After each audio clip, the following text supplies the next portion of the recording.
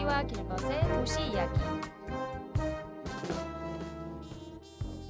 364일을 숨가쁘게 달려온 2025년, 이제 내일 딱 하루만을 남겨두고 있습니다. 1년 전 오늘, 여러분이 품었던 새해에 대한 기대와 희망, 혹시 기억하고 계실까요? 사실 해마다 이맘때 우리가 품는 바람은 본질적으로 다 비슷할지도 모릅니다. 어제보다 조금 더 나은 오늘 올해보다 조금 더 희망찬 새해. 우리가 꿈꾸는 건 바로 그 소박하고도 간절한 조금 더 나아짐이 아닐까 싶습니다. 한 걸음 한 걸음 우리만의 속도로 뚜벅뚜벅 앞으로 나아가는 것. 그런 의미에서 어린 시절 참 많이 불렀던 곡이죠. 동요 앞으로를 함께 들으면서 2025년의 마지막 도시 이야기 힘차게 시작하겠습니다.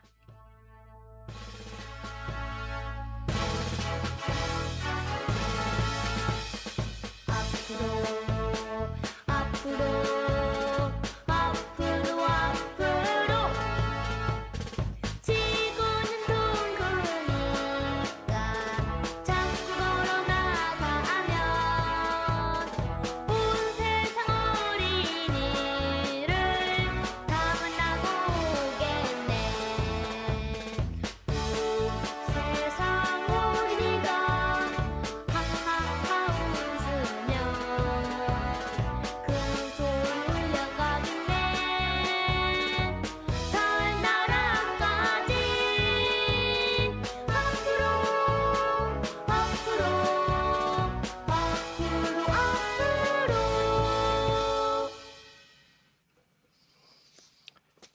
보도에 따르면 기린대로 BRT 공사가 본격화되면서 중앙분리대 가로수 이식이 시작되었다고 합니다.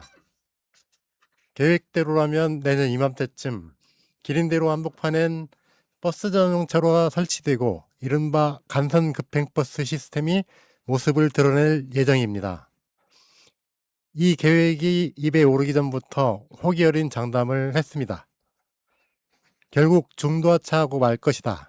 공사 시작 전이냐 한참 공사를 하다가 중단되느냐의 문제일 뿐이다 라고 말이죠. 제가 실패를 바라서는 아닙니다. 지금의 방식으로는 그렇게 될 수밖에 없다는 것을 누구나 예견할 수 있기 때문입니다. 이 사업 추진 과정에는 고질적인 문제가 있었습니다. 애초 조건부로 승인됐던 이 계획은 작년에 이미 한 차례 반려되는 수모를 겪었습니다. 당시 주문받은 핵심 조건은 딱 하나였습니다. 사업 추진 과정의 요체인 시민들의 충분한 의견을 수렴하라는 것이었죠. 최초 승인 때도 또 반려를 하면서도 중앙정부의 주문은 한결같았습니다.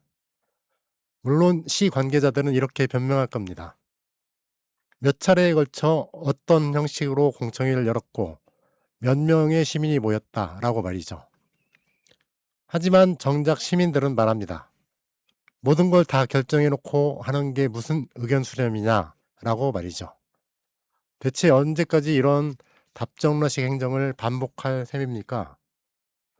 부산과 창원의 사례를 보면 전주에서 봄에 벌어질 일은 명확관화합니다. 공사가 한창인 어느 날 시민들은 묻게 될 겁니다. 대체 이게 무엇을 하는 것인가 라고요. 그때 행정이 버스 전용차로를 중앙에 놓는 공사다라고 답하면 시민들의 분노는 터져 나올 겁니다. 겨우 4분 빨라지자고?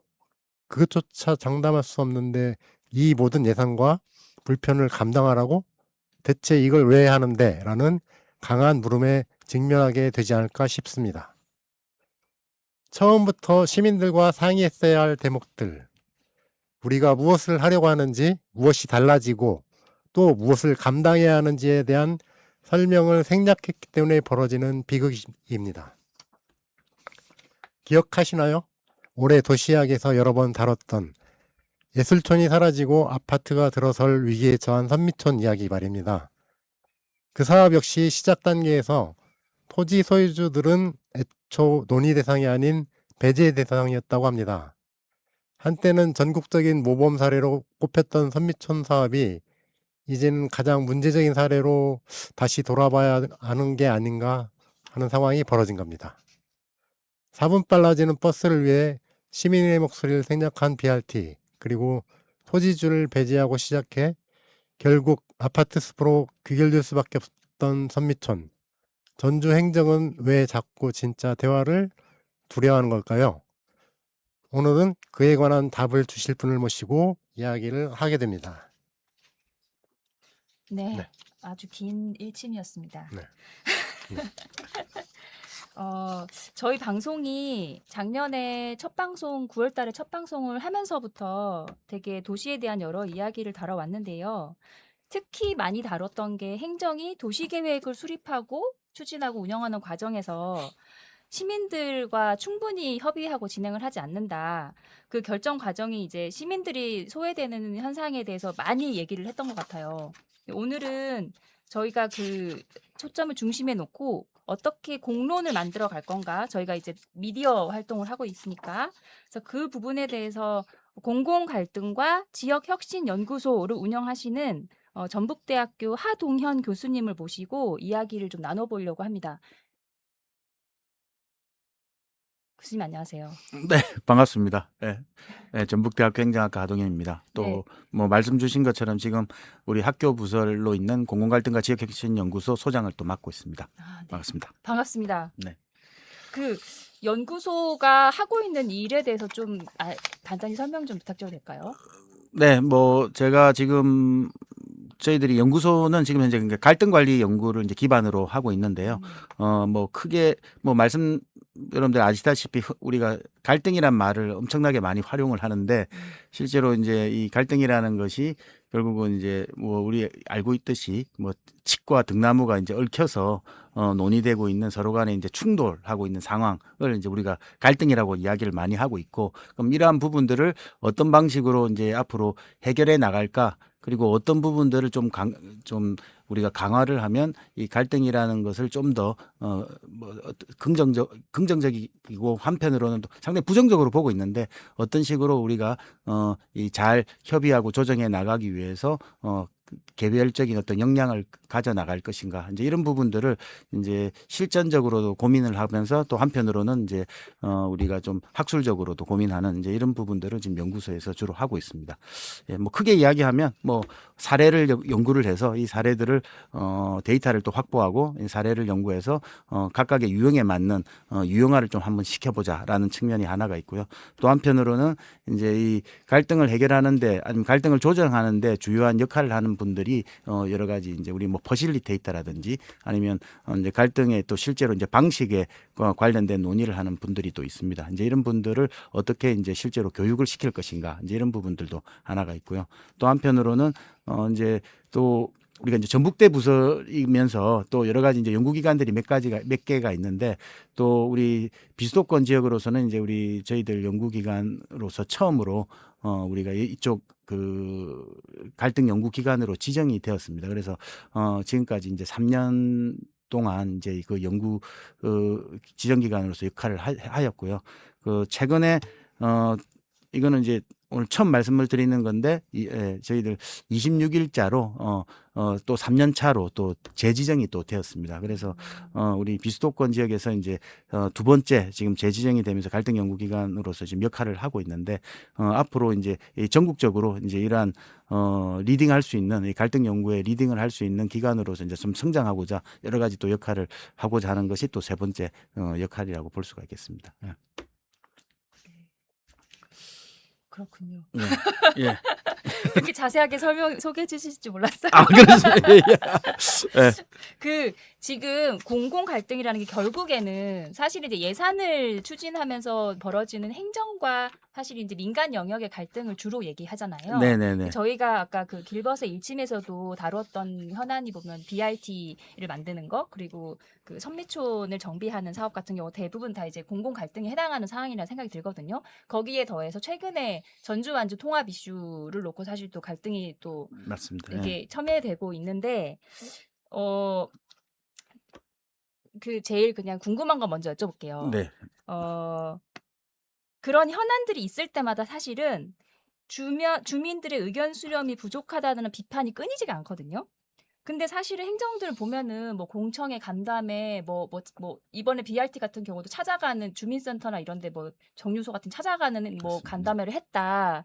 28회를 해서 1,000 몇 명이 참여했다. 이런 식으로 자기들은 할 걸 다 했다고 얘기한단 말이죠. 근데 이 공공에서는 할 거 다 했다. 민간에서는 우리는 배제됐다라고 하는 그 인식의 차이는 어디서 오는 거라고 생각하세요?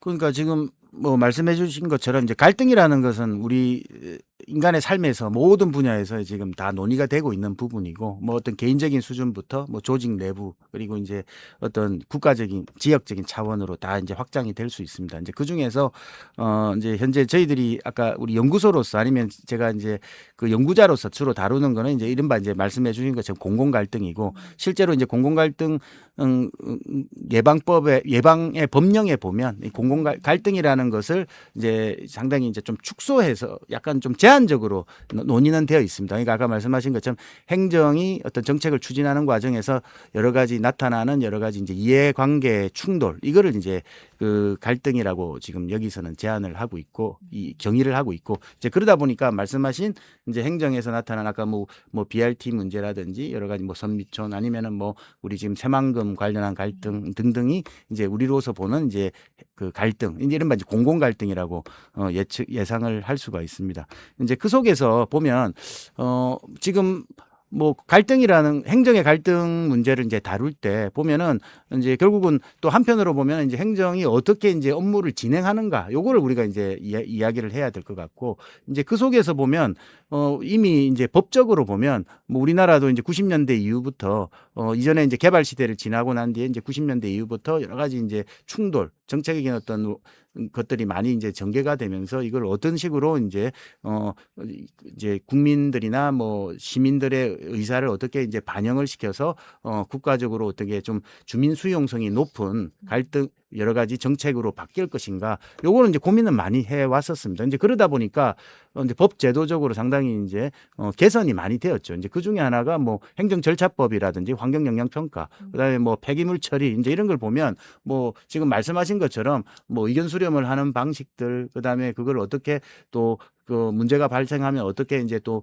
보완을 하는 것들, 이제 이런 어떤 여러 가지 정책의 여러 가지 이제 좀 개선 완화를 위한 여러 가지 노력들은 이미 법 제도 속에는 들어와 있습니다. 네, 이제 그렇죠. 이제 그런데도 불구하고 왜 안 되느냐? 네. 결국은 이제 제가 아까 이제 그게 이제 인식의 괴리라고 상당히 이제 좋은 지적을 해주셨는데, 결국은 행정은 법 제도적으로 일을 해보면 그거는 충분히 자기들은 업무를 했다라고 하는 이제 결국은 이제 그런 생각을 가지고 있는 것 같고, 그 결국 제도적인 요건에는 맞췄다는 그렇죠. 말씀이세요? 법 제도적인 요건에는 맞췄기 때문에 충분히 거기에 대한 일은 이제 했다고 이제 인식을 하는 것 같습니다. 그런데 실제로 뭐 여러분들 보시면 우리가 대표적으로 이제 참여의 가능성, 뭐 여러 가지 이제 논의를 할 수가 있지만, 참여의 가능성을 보면 결국은 이제 사업을 하려고 했고 행정은 그 어떤 설명회를 하려고 한다. 그런데 대부분 설명회를 하는 걸 보면 뭐 낮 12시, 평일에 낮 12시에 보통 하거든요. 맞아요. 그러면 결국은 우리 주민들을 대상으로 이제 설명회를 해야 되는데 낮 12시에 누가 그럼 참여를 할 수 있나요? 대체적으로 다 자기 이제 그 직장이 있고 여러 가지 또 뭐 일들이 있는 사람들이 결국은 낮에 와가지고 뭔가 설명회에 참여해서 그 어떤 의견을 제시하기가 상당히 어렵지 않습니까? 이제 그런 어떤 측면에서 보면 결국은 어떤 뭐 참여를 한다고는 했지만 실제로는 참여할 수 없는 구조를 이미 만들어 놓고 있다. 그래놓고 참여와 이미 설명회를 충분히 거쳤다. 뭐 경청회를 했다. 이제 이런 이야기가 되고 있기 때문에 결국은 어떤 면에서는 시민들에게 참여를 하라고 하고 있지만 결국은 정책을 시민들을 배제시키는 이제 소외하는 이제 이런 방식들도 상당히 많이 있고, 이거는 솔직히 지역마다 상당히 차이가 또 있습니다. 그러니까 뭐 그럼 우리 지역에서 예를 들어 전북에서 아니면 전주에서 과연 그러한 것들을 충분히 생각을 하면서 지금까지 설명회라든지 그런 거 해왔느냐, 이제 이런 측면을 보면 상당히 이제 우리가 다르게 이제 생각을 할 수가 있는 거죠. 그리고 또 하나가 현장의 저는 분위기라고도 생각합니다. 결국은 설명회와 공청회를 이제 하고 있지만 결국은 대부분 보면 저도 뭐 그런 경험을 했습니다만 거의 뭐 1시간 반, 상당히 짧은 시간 내에 이제 일방적인 설명을 하고 그다음에 한 10분, 20분을 두고 질문을 이제 받고. 질문해라. 음. 근데 질문도 이제 되게 짧다 보니까 제대로 된 질문을 하기가 어려운 상황이고 질문을 하더라도 상당히 이제 중간에 끊어버리는 질문할 때 약간 예. 비판적으로 나오면 약간 민원인 취급하면서 그렇죠. 그 빨리 수습하려고 하더라고요. 예, 그리고 뭐 사전에 이미 질문자를 선택해 놓는 경우도 있고요. 이제 그러다 보니까 결국은 어떤 말씀대로 이제 자유로운 분위기에서 상당히 뭔가 알고 싶은 것들을 좀 물어보는 이제 이런 상황 속에서 이제 자연스럽게 이게 여러 가지 이제 설명회가 전개가 돼야 되고 공청회가 이루어져야 되는데 이제 그렇지 않은 상황이 계속 전개되다 보니까 결국은 여기에 대한 설명회에 대한 상당히 주민들의 입장은 상당히 이거 뭐 형식적이고 이거는 뭐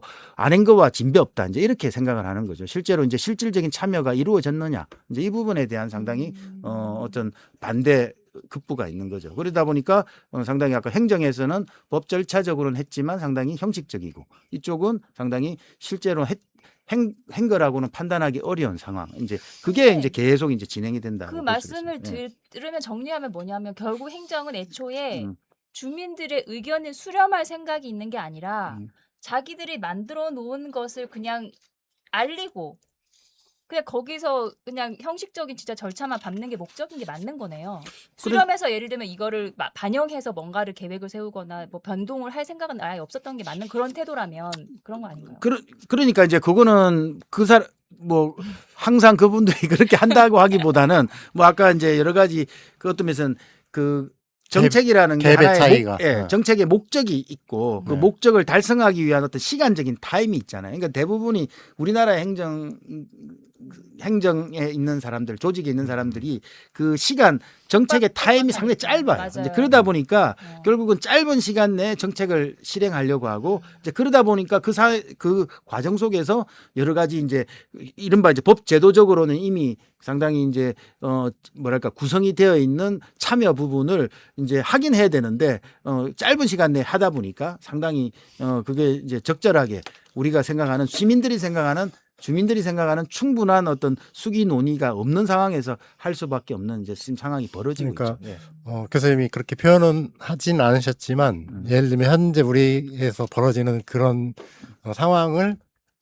요약하자면 행정에서는 좀 뭔가 이것을 해치워야 되는 절차로 인식하는 경향이 크고 시민들은 애초에 나는 갈 수도 없는 시간에 부르고 뭐 또 예를 들면 가봤자 뻔하게 자기들의 의도를 관철시킨다라고 이미 봐왔고 이런 것 사이에 기본적인 그 불신과 갭이 존재하는 것 같아요. 네. 그것은 이제 어떤 특정한 도시나 특정한 사업의 문제가 아니라 근본적으로 도시에 존재하는 이 시민들로부터 의견을 구해서 뭔가를 한다는 여기에서 형성이 안 돼 있는 거죠. 시민들은 그럴 용의가 있는데 한 번이라도 우리한테 물어봤는가 이런 불만을 가질 수밖에 없고 행정에서는 항상 두려워하고 시민들과 의견을 만나는 것들을 좀 꺼려하는 경향이 있고 뭐 제가 아까 시작 전에도 경고를 받았는데 제가 현안을 얘기를 하려고 고민 중에 하는데 말을 끊을까 말까 말 것인가.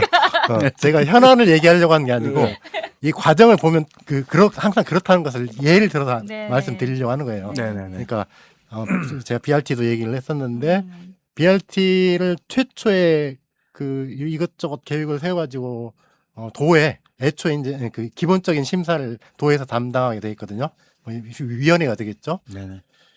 거기를 가져왔는데 뭐 복수의 한 5명 정도의 그 평가위원들 중에서 아니 이렇게 중요한 문제를 BRT면 상당히 큰 문제 아니냐. 근데 이 중요한 문제를 의견을 수렴한 바탕에서 뭔가 돼야 되는데 이걸 어떻게 하려고 안 하느냐라고 그 질문을 던졌대요. 근데 이제 행정에서의 답은 지금 단계에서 그걸 시민들로부터 의견을 구하면 반대에 부딪혀서 진행되지 못할 것이다. 그래서 계획을 세운 다음에 하겠다라고 얘기를 해요. 공공연하게. 아니 그러면 아, 지금 네. 여기 전제가 틀린 거잖아요. 네. 그러니까 맞습니다. 이런 문제라니까요. 그러니까 네. 지금 뭐 그것과 이제 연관시켜서 말씀을 들어보면 이제 우리 최근에 아까 뭐 공론화라는 논의가 많이 있지 않습니까? 이제 공론조사, 이른바 이제 수기적 참여적 의사결정의 하나의 방식으로 이제 공론화라는 걸 많이 하고 지금 전개가 뭐 지금은 조금 이제 아마 전 정부에서 조금 이제 적어지다가 지금 아마 앞으로 조금 또 늘어날 가능성이 많은데 근데 이제 우리나라 공론화에서 지금 상당히 지금까지 한 2017년 이후에 전개되었던 여러 가지 특징 중에 하나가 상당히 이제 아까 지금 이런 행정의 어떤 방식과 상당히 연관이 돼 있습니다. 그러니까 말씀 그대로 총론화라는 거는 어떤 랜덤하게 샘플된 시민들이 모여서 자기의 어떤 생각을 자연스럽게 이야기하고 그걸 기반으로 해서 행정에 어떻게 반영시킬까 그리고 그 반영된 행정이 현재 어떻게 진행되고 있는가 이런 어떤 연계관계 속에서 움직여야 되는데 실제로 보면 우리나라의 공론화가 지금까지 이제 학술적인 연구나 여러 가지 이때까지 보면 대체적으로 3개월 내에 단체장이 하기 어려운 업무를 그 짧은 시간 내에 이제 처리하기 위해서 이루어지는 공론화라고 이야기를 많이 하고 있습니다. 그러니까 그 말은 뭐냐면 3개월이라는 건 되게 짧은 시간이잖아요. 아까 말한 이 정책의 목표 자체가 되게 짧기 때문에 그 속에 이제 모든 거를 아까 공청회 설명회 뭐 여러 가지 의견 반영하는 것처럼 공론화조차도 아까 공론화라는 공론조사조차도 대체로 3개월짜리 공론화라고 많이 이야기하고 있습니다. 그러니까 예를 들어서 아까 BRT가 문제가 생긴다면 뭐 다른 데도 마찬가지로 이게 시민들의 지금 하려고 하는데 예를 들어서 이거는 뭐 지금 견주하고 관계없이 제가 그냥 예를 들면 지금 하려고 하는 정책이 되게 머리가 아파요. 이게 어찌 될지 몰라. 근데 자기는 하고 싶어. 근데 반대는 되게 반론이 심해. 그러면 결국은 이제 그때 공론화를 활용하는 거죠. 공론조사를 활용하면 그러면 짧은 기간 내에 이제 3개월 내 공론조사를 하면 주민들의 의견을 듣는 것처럼 되어 있지 않습니까? 뭐 의견을 듣고 그럼 그 의견을 들어서 만약에 결론은 결국은 이제 자기의 뭐 꼭 자기 그건 아니지만 결론이 이제 그렇게 하다 보면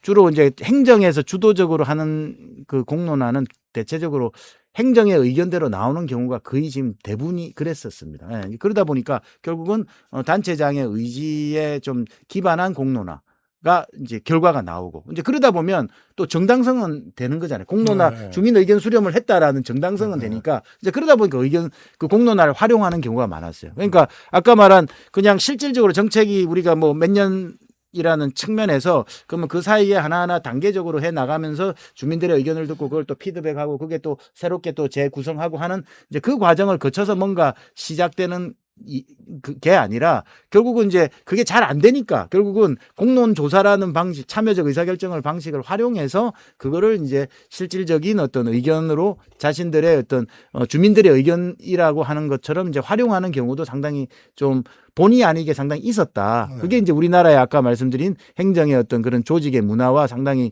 좀 부정적인 측면에서의 방식들이 좀 활용이 됐다라고도 볼 수가 있습니다, 실제로. 그 다음 질문으로 좀 연결해서 여쭤보면 네. 사실은 지금 여러 가지 사실 하고 싶은 질문이 많지만 그렇게 수기 과정을 생략을 하고 저는 사실 기간이 짧다는 거는 절대 그거를 공론화를 생략하거나 축소시키는 절대 정당화되는 사유가 아니라고 생각하거든요. 근데 왜냐하면 의견 수렴은 수렴을 해야 되는 건데 그건 사실 공보라든지 그냥 홍보에 가까운 행위잖아요. 이미 자된 정해져 있고 이거 그냥 알려서 네. 우리 쪽에 힘 실어줄 사람들을 끌어모으는 방식이면 그 의견 수렴이라고 하기 어려운데 그렇게 밀어붙이는 그 결과를 봤을 때 사실은 그게 정말 그러면 나중에는 이게 실제로 사업 효과라든지 그런 것들이 훨씬 더 참여도가 떨어지거나 아니면 이제 그 동참이 안 되니까 실패할 확률이 높아지고 사회적인 비용이 더 많이 생길 수도 있는 거잖아요. 그래서 그런 상황에 대해서는 어떤 행정은 책임을 지고 그 전문가로서 거기에 대해서 좀 행정이 사실 이후에 할 수 있는 것들은 뭐가 있는 거예요? 그러니까 지금 아까 그러니까 행정에서 주로 이제 지금 뭐 기본적으로 여러 가지 발생되는 문제가 다양하게 이제 있습니다. 그러니까 아까 말씀드린 이제 정책을 이제 추진하는 과정에서 그런 공론화가 이루어지지 않는다면 네. 결국은 우리나라의 이제 대부분 그러니까 정책을 추진하는 과정에서는 기획 단계에서는 별로 문제는 안 생겨요. 그런데 대부분 보면은 이제 그게 예산이 투입되고 이제 현실화되는 단계에서 대부분 주민들이 반발을 하거나 네. 여러 가지 논점이 나와요. 그러면 결국은 아까 말씀드린 우리가 실질적으로 기획 단계에서 그 논의가 이루어지면 오히려 문제가 생겼으면 오히려 그걸 이제 재수정할 수 있는 그렇죠, 충분한 그렇죠. 기회가 되는 거잖아요. 이제 그런데 이미 예산이 투입되고 논의가 되는 과정 속에서 그게 이제 문제가 발생하기 때문에 네. 이제 거기에 대해서 하기 때문에 훨씬 이제 갈등 이른바 그 갈등 비용이라는 게 훨씬 지연이 되는 거죠. 그러니까 예산도 투입이 많이 되지만 그거에 대한 어떠면은 진행도 상당히 늦다 보니까 또 다른 또 예산이 투입되고 또 다른 그러다 보니까 또 그 공사도 제대로 지연이 되지 않고 그러면 거기에 대한 대안을 선택할 수 있는 어려움 점도 상당히 만들어지고 이제 그러다 보니까 훨씬 그래서 우리가 지금 하나의 지금 2013년에서 22년 사이에 우리나라 이제 국무조정실에서 했던 그 조사 결과에 따르면 뭐 저는 솔직히 이 금액을 보면서 깜짝 놀랐는데 그 한 10년 전에 우리나라의 사회적 갈등 비용이 네. 연간 한 233조?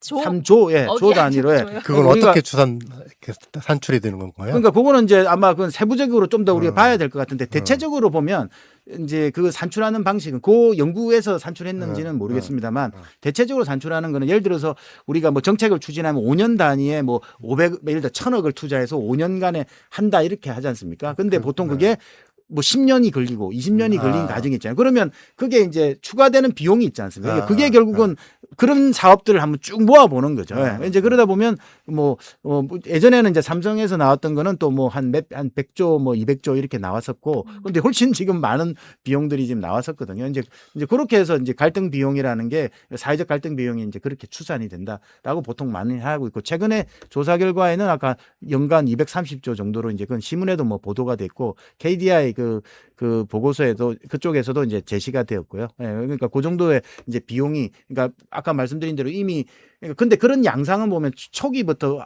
예산을 우리가 어떻게 예산을 만들고 만들어진 예산을 이제 어떻게 뭐 지연이 되면서 뭐 확산됐는가 이런 부분들도 있지만 대체적으로 우리나라는 예산이 결국은 투입되고 이제 정책이 시작되는 단계에서 계속 지연이 되는 이제 그런 어떤 양상들이 많았습니다. 그 말씀 하시니까 생각이 나는데 예를 들면 방패장 같은 갈등이 있었고 뭐 쓰레기 소각장이나 이 혐오 시설을 말하는 것들 있잖아요. 맞습니다. 예. 그런 것들이 대개는 나중에는 이렇게 처음에는 이렇게 어영부영 이렇게 진행을 하려고 하다가 여기서도 부딪히고 하니까 나중에 이제 해결적으로 그렇게 안 된다는 것들을 하고 뭐 이를테면 비용이 적정하게 산정이 되고 주민들하고 충분하게 설득이 되고 이런 것들을 갖춰야 된다는 것들을 깨닫고 요즘 이제 그렇게 가잖아요. 그렇죠. 근데 그러니까 그런 식으로 그 처음부터 그걸 정면에서 이렇게 풀지 않으니까 이게 길어지고 그게 사회적 비용으로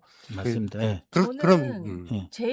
사실 제일 큰 사회적 비용에 해당할지 모르겠는데 네. 이런 식으로 행정이 추진이 되면 결과적으로 제일 안 좋은 건 행정 불신인 것 같아요. 맞아요. 시민들이 그렇죠. 행정을 불신하게 되고 사실 되게 이제 무력감을 느끼고 나와 내 의사와 상관없이 어느 날 갑자기 뭐가 생겨도 그거를 사용하거나 예를 들면 활용도가 떨어지는 거죠. 뭐가 만들어져도 그걸 참여하고 싶지 않고 그게 제일 사실 좀 안 좋은 거 아닌가 그러니까 생각이 드네요. 말씀대로 이제 정부나 지자체에 대한 불신 때문에 결국은 아까 말씀드린 뭐 그러니까 정책이 실제로 그러니까 막 실행되는 그 단계에서 그냥 이때까지 뭐 했느냐, 뭐 충분한 어떤 협의가 없지 않느냐, 그렇죠, 그렇죠. 이제 그런 것들 때문에 그 앞에 그 이후의 정책 추진 과정에 대한 불신도 같이 이제 존재가 되는 거죠. 예. 그러니까 그 처음부터 논의가 안 되다 보니까 거기에서 안 그래도 지금 있는 불신이 계속 축적돼 네, 있고 맞아요. 실제로 이제 정책이 또 실현되는 단계에서 이후에 이 정책이 과연 이 사람들이 이야기했던 그러한 효과를 거둘 수 있느냐에 대한 또 부정적인 불신이 오다 보니까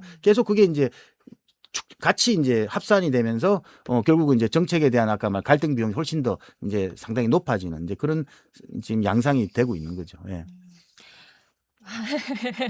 벌써 길어지고 있습니다 논의가. 네, 네.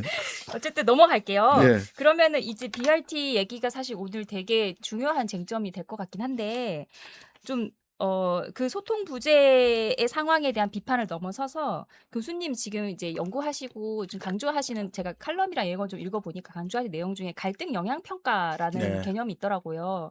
그런 부분들이 만약에 BRT 사업을 할 때 뭐 초반이나 사전에 좀 작동이 됐다면 어떤 식으로 진행이 됐을지. 예, 그러니까 뭐 갈등 영향 분석이라는 거는 우리가 이제 여러분들 흔히 하듯이 뭐 규제가 예를 들어서 국회에서 규제를 뭐 어떤 법을 만들면 이게 누구한테는 이제 편익이 올 것이고 누구한테는 부정적으로 갈 가능성이 있지 않습니까? 어떤 뭐 제약이 들어오니까 그걸 이제 긍정적으로 받아가는 사람도 있고 부정적으로 받아가는 사람이 있고 이제 이거를 결국은 이게 어느 정도 수준인가를 이제 판단하는 게 규제 영향 평가거든요.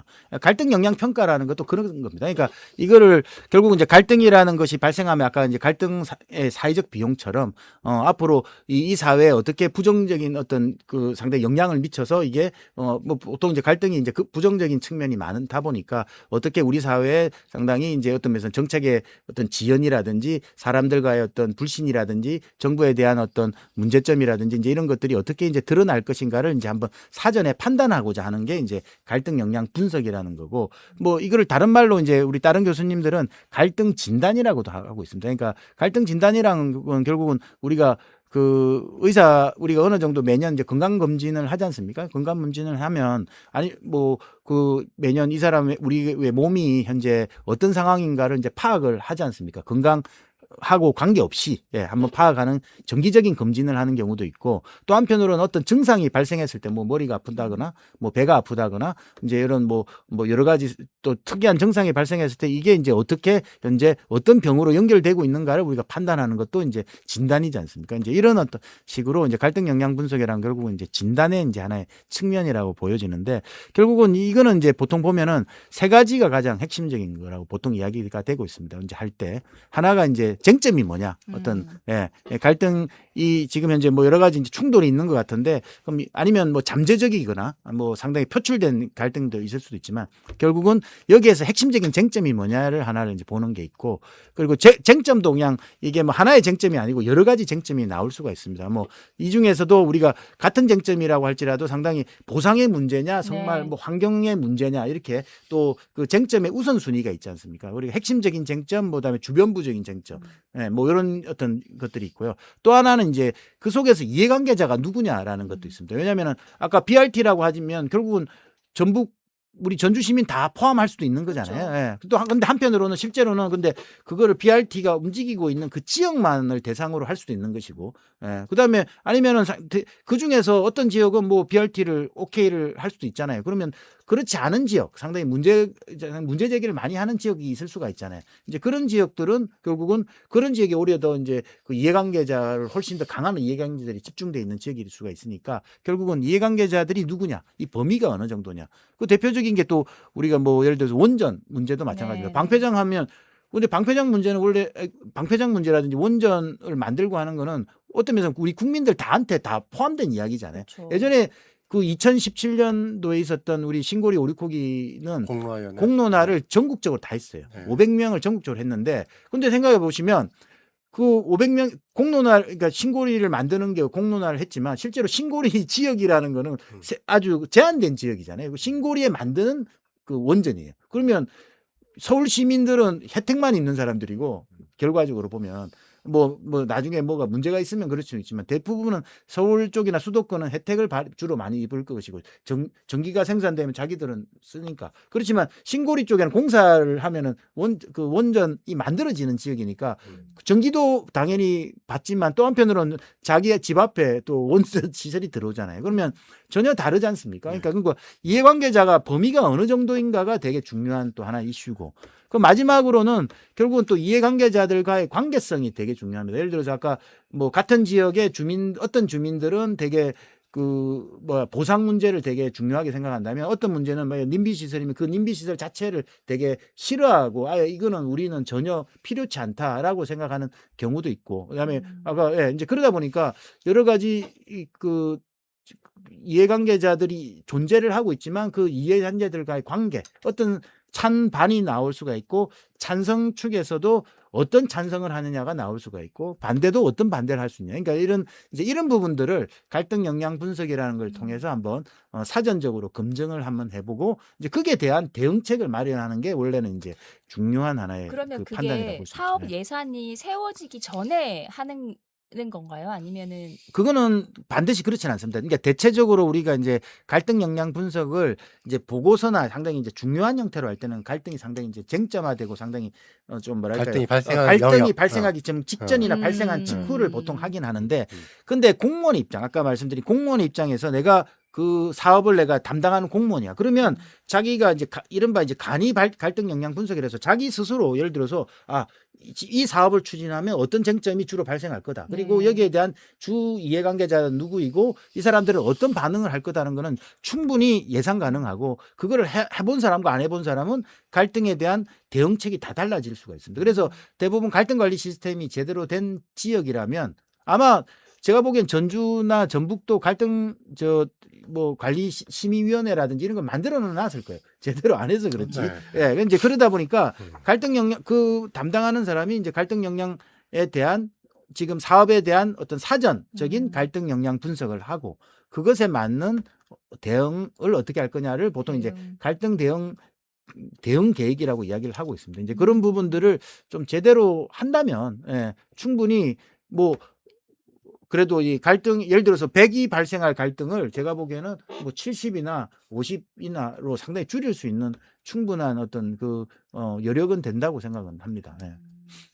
그 현안 문제로 좀 디테일하게 안 들어가려고 하는 중이한데 그 제가 어제 그 현안을 공부를 좀 하면서 AI랑 대화를 하면서 뉴스를 찾아보니까 그 BRT에 관련돼서도 예를 들면 그런 발생할 수 있는 주차난이라든지 이런 거 대응해서 뭐 대응책은 있다고는 하더라고요. 근데 그런 것들이 사실 알려지지 않거나 이거 실효성에 대한 의문들이 좀 있는 것 같고 그래서 어쨌든 어떻게 사람들이 이런 거를 어쨌든 알고 있는 게 중요한 것 같아요. 어쨌든 이 설명을 제대로 단순히 그냥 찾아다니면서 몇 명 했다 이런 숫자로 막 그거를 뭐 1,000명 만났다, 2,000명 만났다 이런 게 아니라 이런 식으로 설계가 좀 더 좀 확산돼서 맞습니다. 동의할 수 있는 구조라도 잘 만들면 좋겠다는 생각이 좀 들더라고요. 그러니까 뭐 저도 이제 BRT 관련한 거는 좀 더 이제 세부적으로 판단은 해봐야 되겠지만 예를 들어서 BRT가 만들어지는 그 어떤 구간이 존재할 것이고 그리고 그 구간에서 우리가 이제 통상적으로 공통적으로 발생하는 문제가 있고 아마 구간별로 아마 발생하는 또 문제점 아니면은 그 문제 중에서도 이제 그 구간만 그 구간을 중심으로 발생하는 문제도 있을 수가 있고 어떤 여러 가지 우리가 예상 가능한 문제지만 그 우선순위가 달라질 가능성도 있을 거예요. 구간마다. 예. 그리고 또 구간에서 그 등장하는 어떤 이해관계자의 어떤 뭐랄까요 그 관계자들의 어떤 특성도 달라질 가능성이 있을 겁니다. 예. 같은 문제지만 어떤 데는 상당히 강하게 이제 반대를 하거나 뭐 강하게 다른 식의 이제 그 대응 반응을 나타낼 수가 있거든요. 그게 이제 대표적으로 보면 옛날에 그 청계천 그 서울시에 그 청계천 이제 그 도시 재생을 하는 과정에서 이제 청계천 제가 지금 지금도 지금도 상당히 이제 현안이 되고 있는 그때 이제 종묘에 그 건물 세우는 거 있지 않습니까? 네네네네. 이제 그것처럼 예전에 그 앞에 그 옛날 그 전자상가가 있었거든요. 네, 맞아요. 그 맞아요. 전자상가를 중심으로 해서 이제 도시 재생 사업을 하는데 그게 보면 뭐 여러 가지 이제 주차장을 어떻게 할 거냐. 그다음에 그 사이에 그다음에 그 도로를 이제 어떤 데크 도로를 까는데 그 데크 도로에 대해서 이제 소방 시설이 있으니까 이거 데크 시설 필요 없다. 예. 이제 그거 가지고 그 구간마다 계속 현안들이 있었습니다. 그래서 뭐 우리가 흔히 이야기하는 이제 갈등 관리를 할 때 이제 사전에 이 갈등 수준이 어느 정도냐를 파악하는데 그걸 이제 등급으로 매기는 경우가 있는데 그 당시에 그 서울시에서 이제 상당히 갈등 수준을 높게 판단을 하고 거기에 대한 대응을 쭉 해왔었거든요. 이제 그런 것처럼 이 BRT도 아까 말씀드린 이제 그런 어떤 구간이 존재하면 그 구간 속에서 나타나는 문제점들이 그 아까 말한 구간별로 다 달라지거든요. 예. 예. 이제 그러니까 이제 그런 부분들을 어떻게 대응을 할 거냐에 대한 부분들이 상당히 이제 중요하죠. 예. 그 앞서 말씀하셨던 그 갈등 진단 그 기법, 뭐 네. 영역 이런 것들로 BRT를 좀 연결시켜서 얘기를 해보자면 이해관계자가 일단 다르잖아요. 네. 뭐 승용차 운전자, 맞습니다. 버스 타고 다니는 사람, 걸어 다니는 사람들 이 다른데 여기에서 이해관계자들은 또 그 쟁점마다 예를 들면 이렇게 이 변화를 통해서 대중교통이 좋아지고 그러면 결과적으로 교통이 좋아져서 내가 비록 그 일시적으로 손해를 볼 수 있지만 그 궁극적으로는 도시의 이익이 되고 그건 나의 이익이 될 수 맞습니다. 예. 있다라고 설명을 해야 되는데 그 쟁점이 없어요. 네. 그 자체가 없어. 그냥 버스 다니는 사람들 좋게 하는 것처럼 맞아요. 하니까 또 그 가장 그 많은 수를 차지하는 이 관계자를 배제시켜요. 이 논의에서 슬쩍 그 버스 타는 사람들만 모아놔서 그렇죠. 우호적인 여론을 조성을 하려고 하고 이렇게 하니까 나중에 가서 이걸 도대체 누구랑 상의했냐라는 말이 나올 수밖에 없게 되는 거예요. 맞습니다. 그러니까 이 정확한 사례를 부산에서 이미 보여줬고 네네. 창원에서도 보여주고 그런 거예요. 맞습니다. 그러니까 그런 과정에서 지금 갈등이 풀리거나 아니 예를 들면 그 제가 설명한 것처럼 하면 처음에 납득하지 못하겠지만 설명을 듣다 보면 내가 양보를 해야 될 측면이 있겠구나. 또 맞습니다. 이렇게 대의적으로 뭐 이렇게 협조를 해 가야겠구나 이렇게 형성이 될 건데 그 자체를 그게 파괴적으로 이렇게 네네. 침투 당하는 거죠. 맞아요. 네. 그러니까 기본적으로 이제 말씀드린 이해관계자들의 입장을 이제 우리가 들어보거든요. 네. 만약 갈등 네. 분석한다는 건 그걸 파악하는 거지 않습니까? 그러면 근데 이제 결국은 아까 이제 이런 거 보면 뭐 BRT 문제나 뭐 이런 거 보면 보통 이제 찬반으로 많이 나뉘어요. 이제 중요한 거는 그 찬반을 우리의 입장에서는 포지션이라거든요. 포지션. 찬반은 있어. 그러면 이제 찬반에서 실제로 그 밑에 내재된 인터레스트 이익이 뭐냐를 보통 이야기를 많이 그렇죠. 합니다. 결국은 찬성하는데 왜 찬성하는지. 아까 말씀드린 찬성하더라도 그래 우리 교통 효과 좋으니까 찬성하는 사람도 있고 아니다 이 앞에 우리 지역을 뭐 이렇게 도로가 이제 지금 뭐 여러 가지 좀 문제가 있었는데 이거 깔면서 도로가 사정이 좋아지니까 그것 때문에 우리가 찬성할 수도 있는 거잖아요.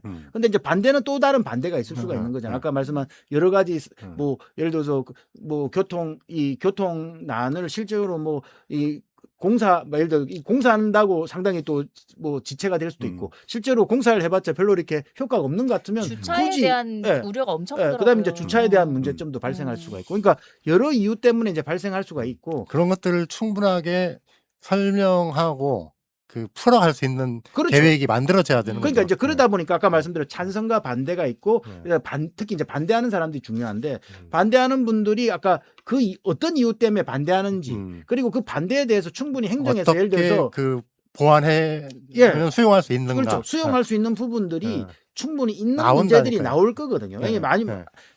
내가 뭐 죽어도 안 된다는 사람도 있겠죠. 그렇죠. 그렇지만 이제 그 사람들은 뭐 어떨지 모르겠지만 그건 뭐 설득을 해 나갈 수밖에 없겠지만 적어도 아까 말씀한 어떤 원인 때문에 발생하는 어떤 반대 그거에 대해서는 원인을 제거해 주면 되거든요. 그러면 그게 대한 그 행정이 어떻게 해야 될 자기의 대응책들이 나타나는 거지 않습니까? 그러면 결국은 자기들이 행정이 생각하지 못한 대응책도 그런 논의를 통해서 충분히 만들어 갈 수 있는데 이제 그런 것들이 그런 걸 하지 않는다면 그 아예 처음부터 계속 같은 같은 일만 일만 벌어지는 거죠. 그러니까 반대 속에 그냥 묶어 놓는 거죠. 네. 그러면 안 되는 거죠. 반대를 다 분화시켜서 그러니까 행정이라면 분화를 시켜서 그 사람들의 이해관계에 맞는 대응책 그거를 내가 충분히 할 수 있다면 그러면 훨씬 더 찬성으로 많이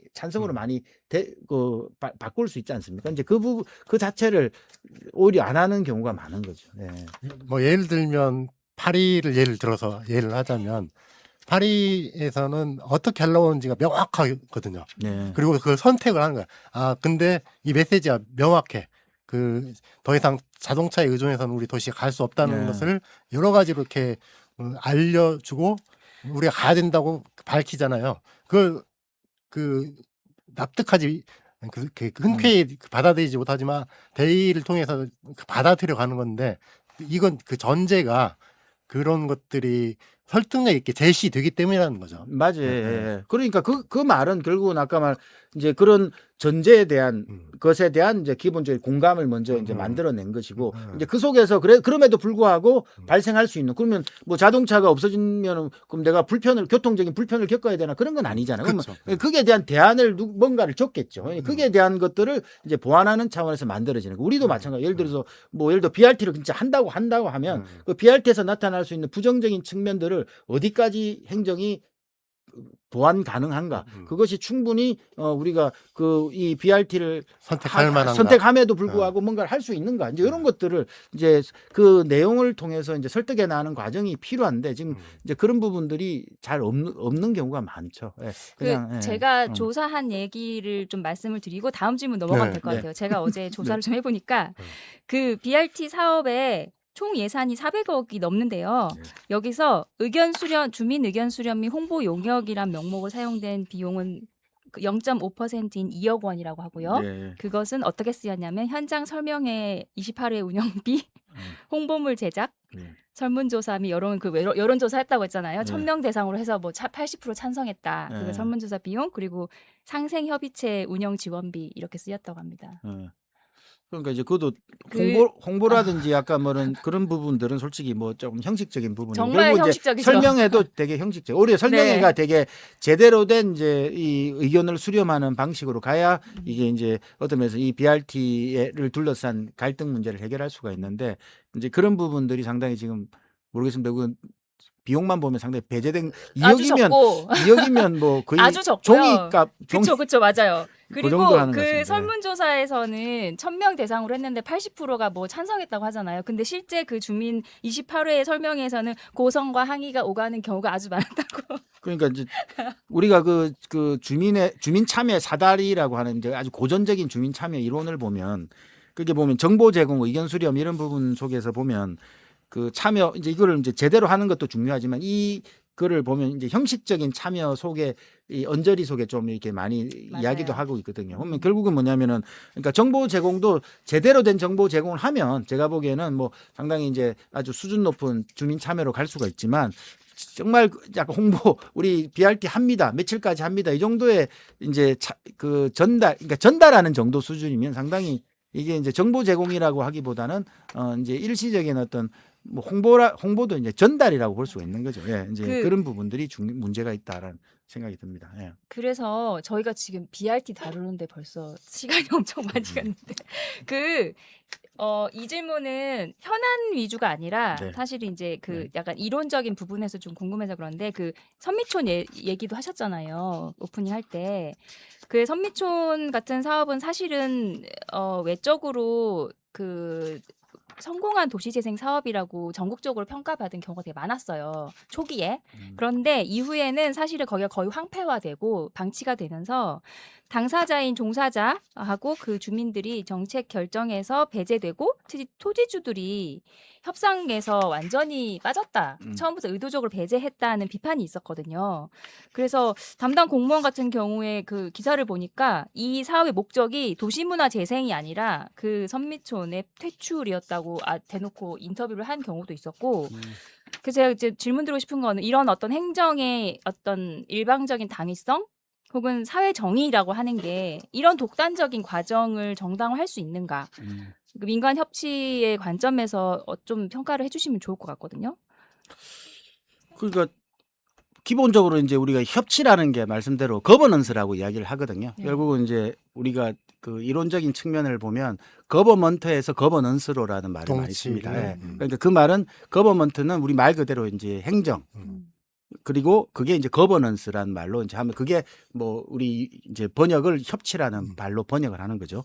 결국은 그 거버먼트라는 거는 행정이 이 어떤 공공적인 어떤 업무를 할 때 결국은 이제 행정의 주도로 그러니까 행정 독점적으로 하겠다라는 그 흐름에서 거버먼스라는 것은 이제 다자 간의 복수의 행위자들이 협력을 통해서 어떤 공공의 양상을 우리가 추진을 하자. 이게 이제 그 거버넌스의 기본적인 거죠. 그러니까 아까 민간이란 말을 붙은 거는 이제 저희가 관과 민이 함께 그 복수의 관계자들. 그러니까 관은 뭐 한 명일 수도 요즘 하나일 수도 있고 요즘에는 이제 또 다양한 공공기관들도 있으니까요. 네. 네. 그다음에 또 뭐 기업들도 들어오기도 하고 우리 주민들도 들어오게 하고 시민단체도 들어오고 뭐 여러 가지 또 공공기업적인 뭐 사회적 경제 기업들도 들어오기도 하는 뭐 다양한 양상들이 있지 않습니까? 그러니까 결국은 이제 이러한 거버넌스를 한다는 건 결국은 다자 간의 어떤 복수의 사람들이 서로 상호 간의 어떤 이해 조정이라는 측면을 잘 해야 된다. 이게 이제 기본적인 논의라고 볼 수가 있는 거죠. 이제 그러기 때문에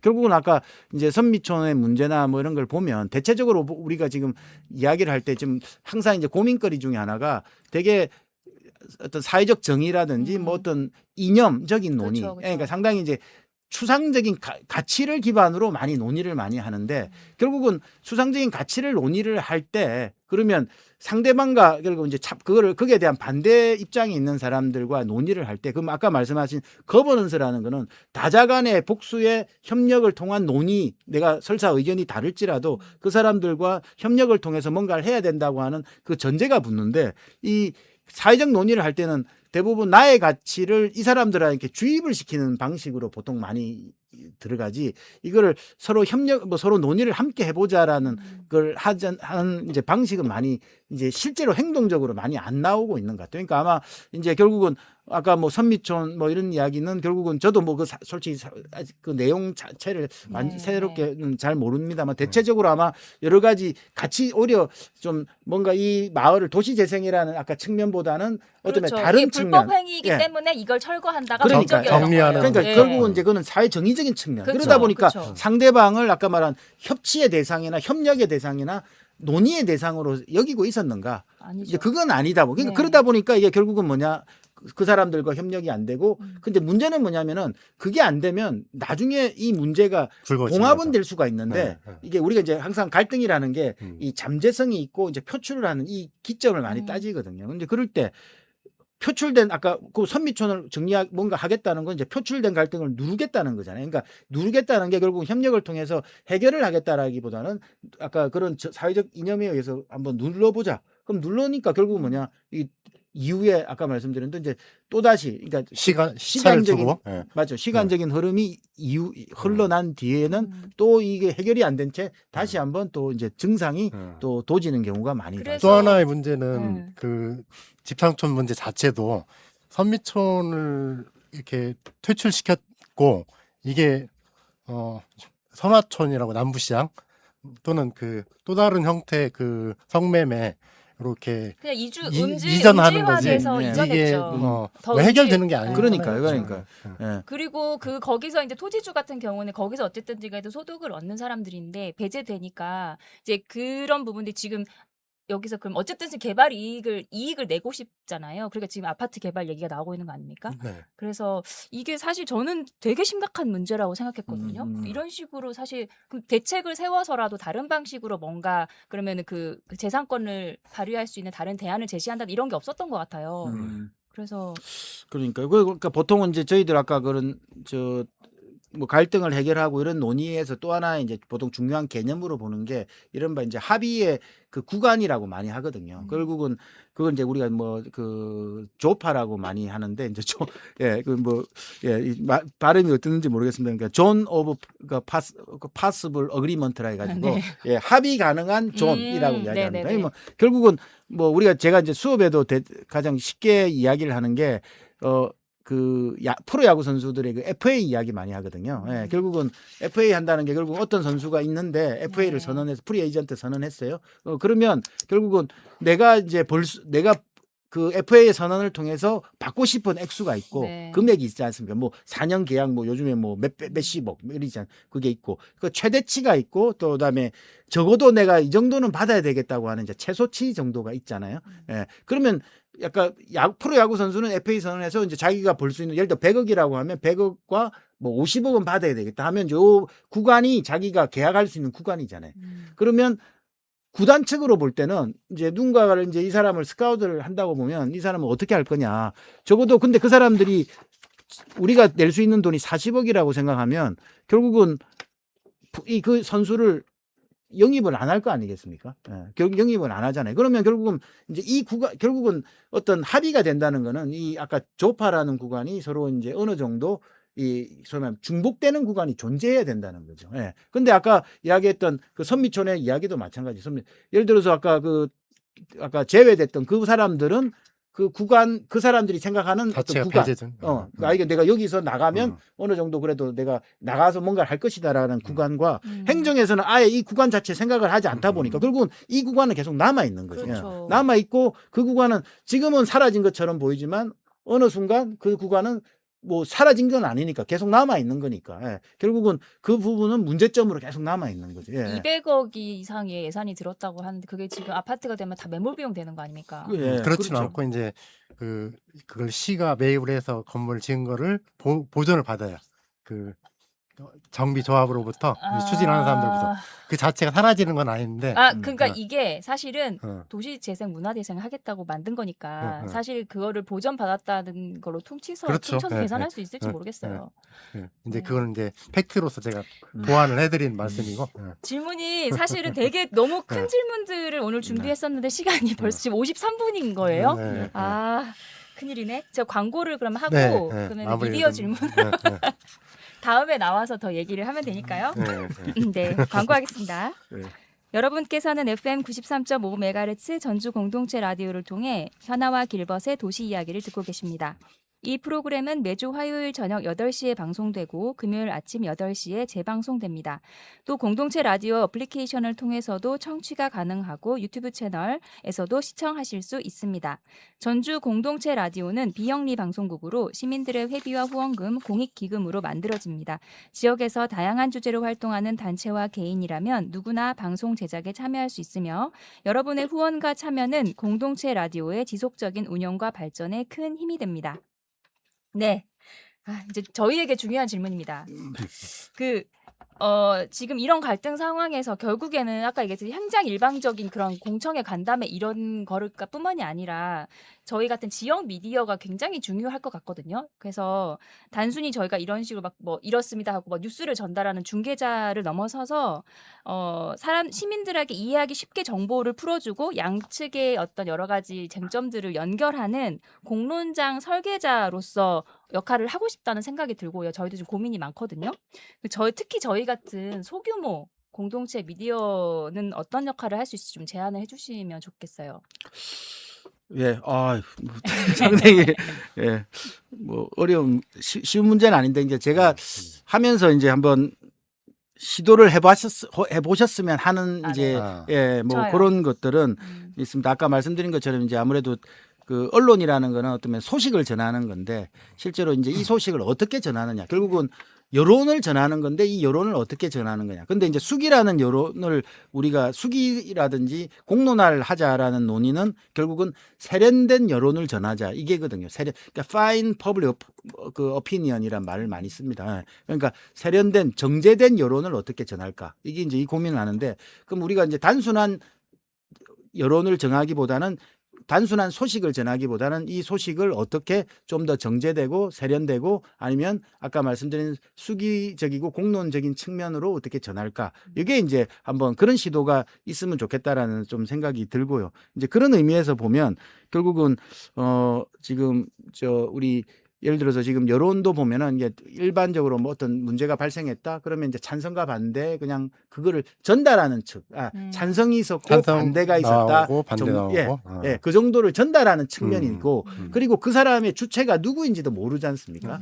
이제 그런 의미에서 보면 어떤 면에서는 우리 지금 이 공동체 라디오에서 조금 더 이제 어떤 면 좀 체계적이고 한다면 저는 제가 보기에는 훨씬 더 이제 이런 부분들을 좀 사전적으로 이제 우리가 한다면은 훨씬 더 어떤 단순한 찬반을 전달하는 게 아니라 그 찬성에 되고 있는 의미가 뭐고 반대의 의미가 뭐냐를 한번 이제 이야기할 수 있는 부분. 아까 이제 그런 의미에서의 정제된 여론이죠. 실질적인 정제된 여론을 어떻게 만들 거냐라는 측면이 있고 또 하나가 이제 대표성의 문제가 있습니다. 그러니까 결국은 아까 뭐 찬성과 반대를 하고 있지만 이 찬성에서 우리가 이제 보면 아까 우리가 갈등 영향 분석이라는 거 보면 전체적인 측면에서 이제 이 어떤 여론이 퍼블릭 폴이라는 게 다양하게 있지 않습니까? 아까 이해관계자라는 측면을 보면 여러 이해관계자 예를 들어서 우리가 세 팀의 이해관계자가 있다고 보면 세 팀의 이해관계자가 서로 다른 입장과 여론을 가지고 있으니까요. 근데 대부분 이제 언론에서 보면 이게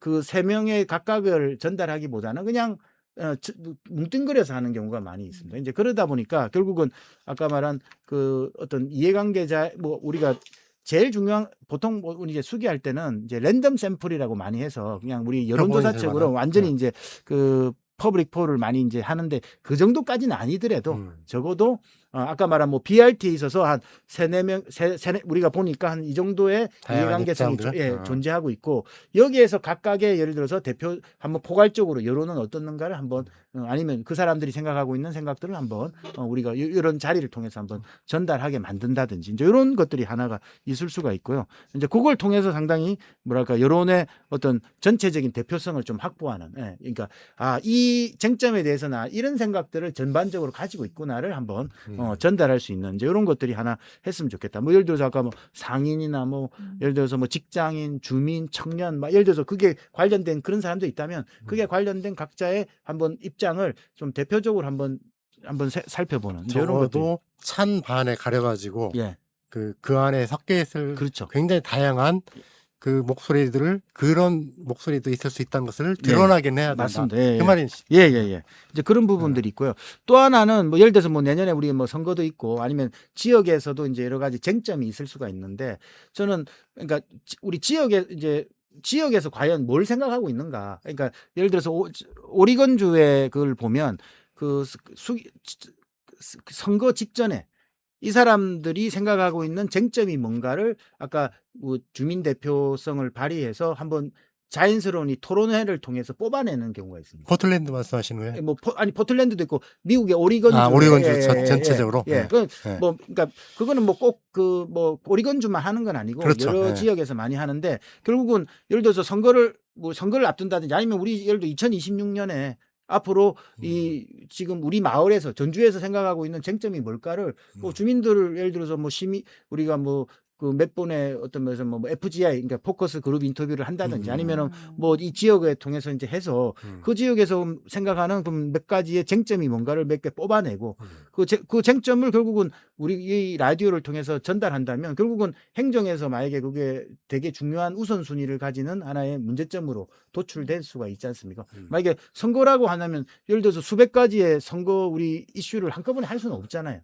그러면 내년 6월 선거 전에 만약에 전주가 해야 될 이 쟁점이 적어도 후보자라면 해야 될 생각들은 뭐가 갖고 있고 그 생각을 결국은 우리 시민들이 이렇게 생각하고 있다를 한번 그 사람들에게 전달하고 그 후보자들이 그걸 가서 한 번이라도 들어보고. 들어본다면 저는 그거에 대한 또 쟁점 그다음에 그 뒤에 누군가가 당선이 되겠죠. 그러면 이 당선된 사람이 그 생각을 어떻게 생각하고 있고 나중에 1년 뒤에는 어떤 정책으로 반영이 되고 있고 이후에는 어떤 식의 결과를 내고 있는지도 이제 이러한 어떤 시간적인 경과 과정에 따라서 한번 살펴볼 수 있다면 상당히 저는 어떤 면에서는 우리가 생각하는 지금 공론화 수기에 대한 어떤 뭐랄까 이게 뭐 꼭 법제도적으로 참여는 아니지만 적어도 외부에서 언론으로서의 역할로서 그 뭔가가 이제 지속화될 수 있는 수기 환경을 조성할 수 있는 그 역할도 한번 할 수 있지 않을까 그 생각은 또 들었습니다. 후보자분들이 저희가 조그만 방송국에 오실까요?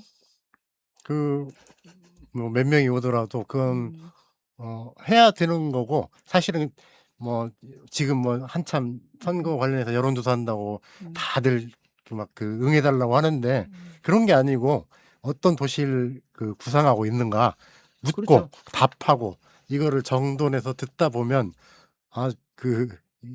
여기에서 큰 힘이 만들어지거든요. 근데 이제 이게 소홀해지고 누군가 챙김사항이 없으니까 이렇게 계속 흘러가는 거죠. 저희 시간이 좀 초과했는데 이 질문을 좀 드리고 싶어서 네. 편집 잘해주세요. 마지막 질문입니다. 마지막 질문 좀 중요한 것 같아요. 저희는 갈등이라고 하면 되게 나쁜 거 회피하고 싶고 피하고 싶잖아요. 막 피곤하고. 예를 들면 행정의 입장에서 시간을 지체하게 만들고 여러 가지 비용이 소요된다고 생각을 하는데 그 쓰신 글 중에 되게 인상 깊은 게 있었거든요. 갈등을 회피할 게 아니라 긍정적으로 바라봐야 된다. 거기서 여러 가지 중요한 것들이 드러난다는 그 글을 어디서 본 것 같아요. 그래서 이 방송을 듣게 될 행정가, 정치인 그리고 시민들에게 갈등을 우리가 어떻게 바라볼 건가, 어떻게 긍정적으로 인식 전환할 건가에 대한 어떤 한마디 말씀 좀 부탁드리겠습니다. 그러니까 뭐 보통 이제 갈등을 부정적으로 많이 생각을 하는데 결국은 또 한편으로 생각을 해보면 갈등이라는 게 되게 어떤 면에서는 좋게 생각하면 약간 에너지이기도 하거든요. 이제 뭔가 자기하고 상대방과 뭐가 맞지 않는 상황이 존재하고 있고 그렇기 때문에 이거를 뭔가 극복하려고 하는 이런 어떤 마음, 예. 그리고 그 마음을 그럼 어떤 식으로 내가 실현을 할 거냐, 예. 서로 조정을 통해서 만들어낼 거냐, 이제 이런 부분들에 대해서는 상당히 이제 긍정적이고 상당히 에너지를 부여하는, 예. 뭔가를 만들어내는, 그리고 실제로 그 우리가 조직 이론의 논의에서도 보면 적절한 갈등이 오히려 훨씬 더 많은 성과를 창출한다라는 이제 연구 결과도 있습니다. 예. 오히려 뭐 지나치게 심각한 갈등은 결국은 그 조직이나 그 사회를 상당히 이제 붕괴시키고 무너뜨리지만, 실제로 적절한 긴장 관계를 만들어내는 갈등은 오히려 그 지역을 발전시키고 지역을 혁신을 만들어내는 하나의 동기부여도 되고 있습니다. 그래서 우리는 오히려 이제 지금 현재 당면하고 있는 이런 갈등에 대해서 우리가 이 갈등을 해결을 통해서 우리 이 사회를 좀 더 발전시키고 나아갈 수 있다.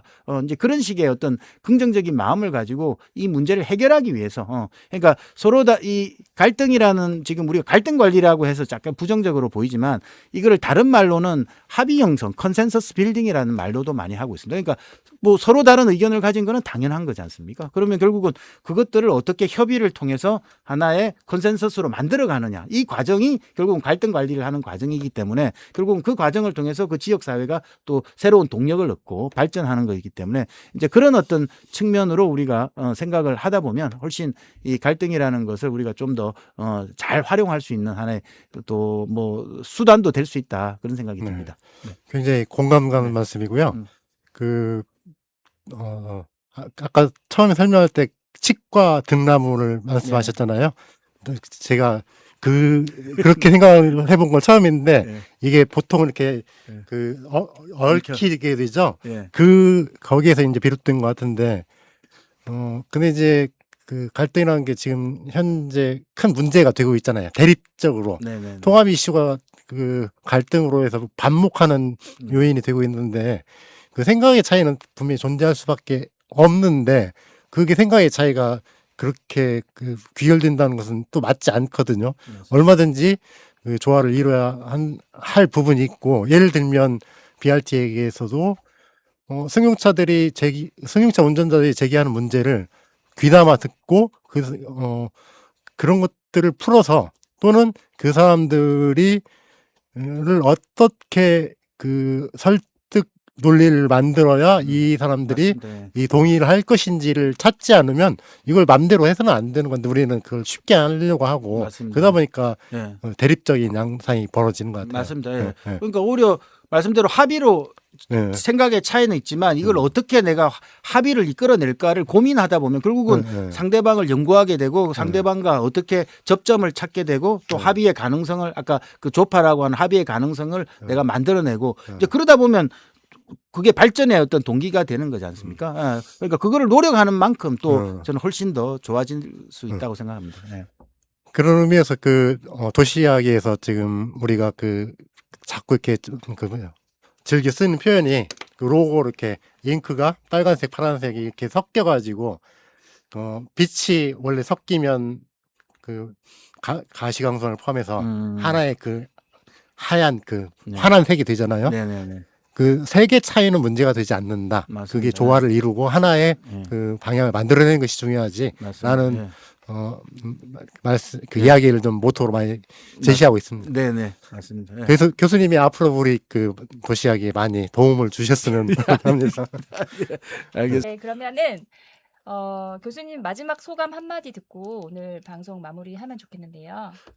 예, 제가 첫 라디오 출연인데요. 너무 긴장한 것 같습니다.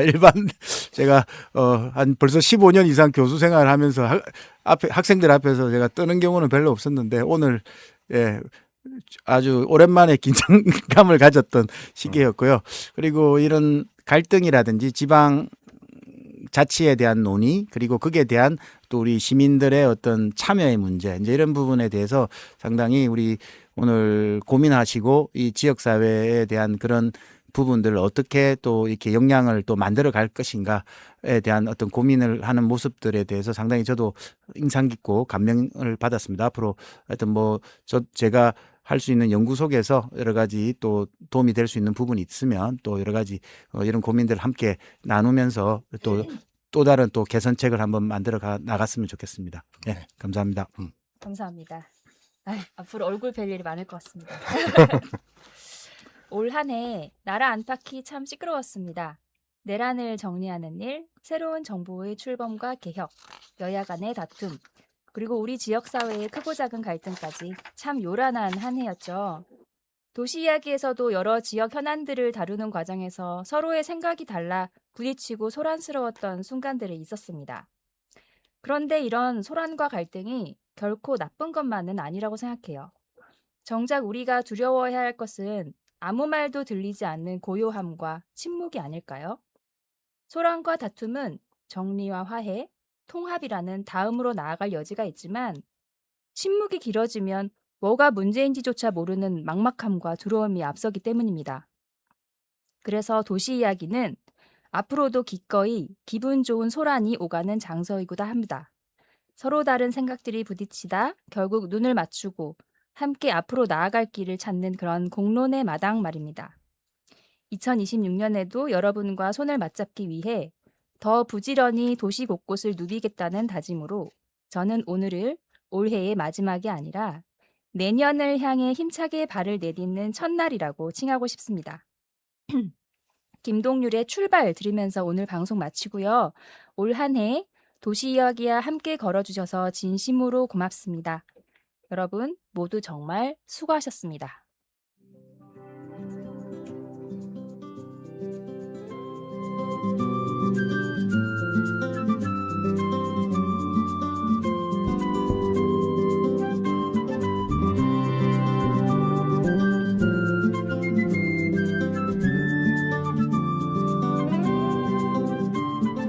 아주 멀리까지 가보고 싶어. 그곳에서 누구를 만날 수가 있을지. 아주 높이까지 오르고 싶어. 얼마나 더 먼 곳을 바라볼 수 있을지. 작은 물병 하나, 먼지 낀 카메라, 때 묻은 지도 가방 안에 넣고서 언덕을 넘어 숲길을 헤치고 가벼운 발걸음 닿는 대로 끝없이 이어진 길을 천천히 걸어가네.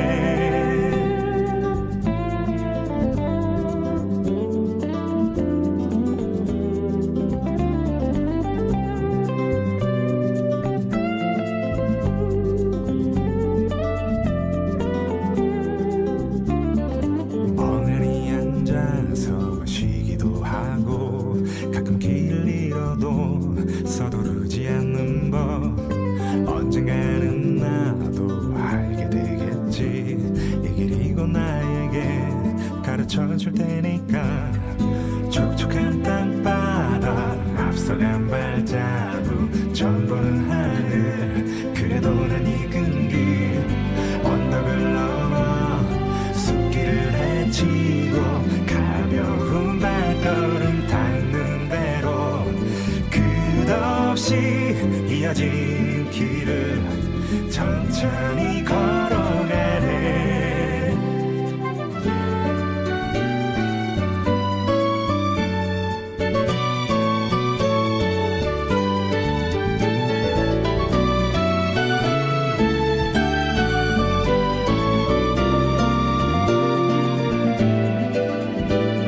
새로운 풍경에 가슴이 뛰고 별것 아닌 일에도 호들갑을 떨면서 나는 걸어가네. 휘파람 불며 때로는 넘어져도 내 길을 걸어가네. 작은 물병 하나, 먼지 낀 카메라, 때 묻은 지도 가방 안에 넣고서 언덕을 넘어 숲길을 헤치고 가벼운 발걸음 닿는 대로 끝없이 이어진 길을 천천히 걸어